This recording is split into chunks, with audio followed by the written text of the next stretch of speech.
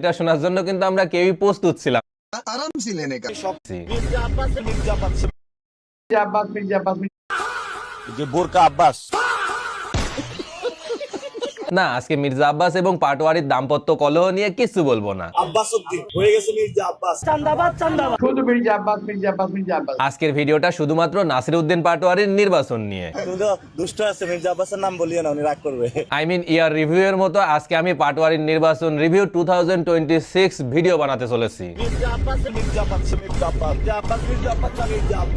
ব্যাপক বিনোদন পাবেন, সো যে যেখানেই আছেন সেখানেই ধপাস করে বসে পড়েন।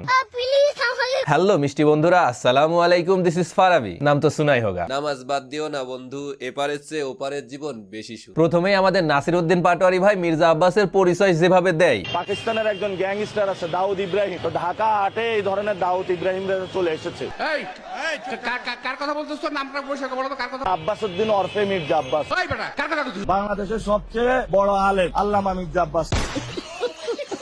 ঘুম থেকে উঠেই পাটোয়ারি ভাই যা করে, ঘুম থেকে উঠে মানুষ নামাজ কালাম করে আল্লাহর নাম নেয়। একজন আছেন, উনি প্রথমে আমার নাম নেন। रुको जरा सबर करो, बोला धक्का बुक्की नहीं करने का, आराम से लेने का। সকালবেলা উঠে আল্লাহর নাম নিয়েই চাঁদাবাজি শুরু করে।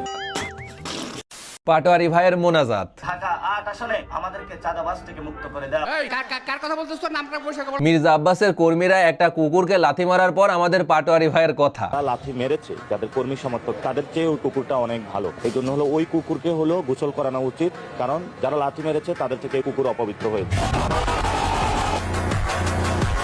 পাটোয়ারি ভাইকে মির্জা আব্বাস যেভাবে হুমকি দেয়, আমার বাসায় আপনারা এসে চা খাই যান, চা খান, নাস্তা খান, বিরিয়ানি খান, সব খাবো। ও যে আগে বলে তুই কই আসিস, ঘরে আয়, তোর দেখে ছাড়বো, এখন বলে বিরিয়ানি খাওয়াবে, এটা বলে ডাকতে চায়। জীবনের নিরাপত্তার হুমকিতে আছে। খালি উল্টো পাল্টা কথা কয়, মানে পায়ে পাড়া দিয়ে ঝগড়া করতে চায়। মির্জা আব্বাসের সাথে নির্বাচন করে নাকি আমাদের পাটোয়ারি ভাইয়ের সম্মান যাচ্ছে। ভালো মানুষের সামনে যাতে নমিনেশন দেওয়া হয়, এসব গুন্ডা মাস্তান চাঁদাবাজদের সাথে নির্বাচন করে নিজের মান ইজ্জত যাচ্ছে।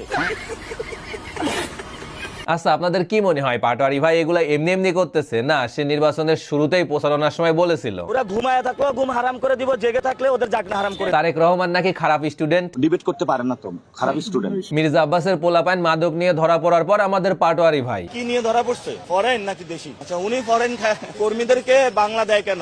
কর্মীদেরকে ফরেন দিবে। বিএনপি করলেও মানুষ ভালো, বিএনপি করলেও উনি খুব ভালো মানুষ। না, অবশ্যই। সাংবাদিকের কাছ থেকে মাইক্রোফোন নিয়ে এসে নিজে প্রশ্ন করতেছে যে ঢাকা আর্টে চাঁদাবাজকে নমিনেশন দিয়েছে, এটা কি ঠিক করছে? এই যে ঢাকা হাটে একটা চাঁদাবাজ সন্ত্রাসী দুর্নীতিকে এবারে নমিনেশন দিলে কাজটা ঠিক হয়েছে? তাকে নিয়ে করা বিক্ষোভ মিছিলে সে নিজেই হাজির এবং তাদেরকে দিয়ে নিজের ভোটও চাওয়ালেন। আমার জন্য একটু ভোট চাইয়া দেন, আমার একটু ভোট দিতে। সবচেয়ে মজা লাগছে পাটোয়ারি ভাই বক্স ভাড়া করে মির্জা আব্বাসের বাসার সামনে গিয়ে গান এবং নাচ করা।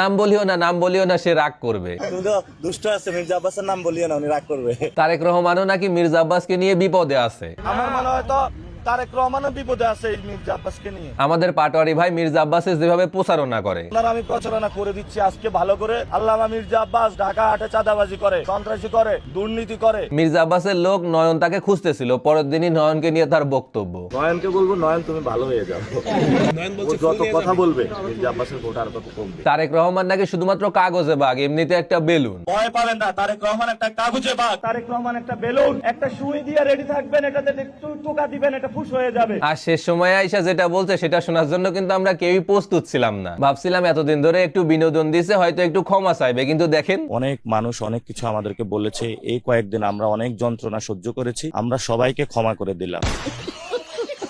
আপনারা যাই বলেন ভাই, পাটোয়ারি কিন্তু একটা জিনিস। আব্বাস উদ্দিন হয়ে গেছে মির্জা আব্বাস। আমাকে উত্তেজিত করার চেষ্টা করতেছে। কোনোভাবে যদি নির্বাচনটা আর কয়েকটা দিন পেছানো যায় তো, মানে শুধুমাত্র ঢাকা আর্টের নির্বাচনটাও যদি কোনো মতে একটু পেছানো যায় তো, তাহলে আমরা দেশের জনগণ আর কিছুটা দিন একটু বেশি বিনোদন পাইতাম। উনি এখন বাংলাদেশের সবচেয়ে বড় আলেম আল্লামা মির্জা আব্বাস।